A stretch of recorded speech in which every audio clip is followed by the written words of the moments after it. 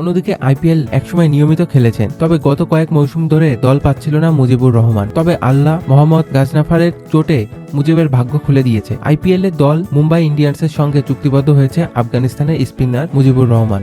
2025 সালে আইপিএল মাঠে গড়ানোর কথা ছিল 24শে মার্চ, তবে চ্যাম্পিয়ন্স ট্রফি খেলে ক্রিকেটারদের খানিকটা দম ফেরানোর জন্য একটু সময় বাড়িয়ে এক সপ্তাহ পিছিয়ে 21শে মার্চ টুর্নামেন্ট শুরু করার দিন ঠিক করেছে বিসিসিআই। তবে চূড়ান্ত দিনক্ষণ সূচি ঘোষণার পর দেখা গেছে আইপিএলে এবার আসর শুরু হবে 22শে মার্চ থেকে, আর ফাইনাল অনুষ্ঠিত হবে 25শে মে। দুটি ম্যাচ আয়োজন করা হবে কলকাতার ইডেন গার্ডেনে। প্লে অফে বাকি দুই ম্যাচের মধ্যে কোয়ালিফাই একটি ম্যাচ হবে 20 মে আর এলিমিনেটর হবে 21শে মে। দুই ম্যাচই হবে হায়দ্রাবাদে।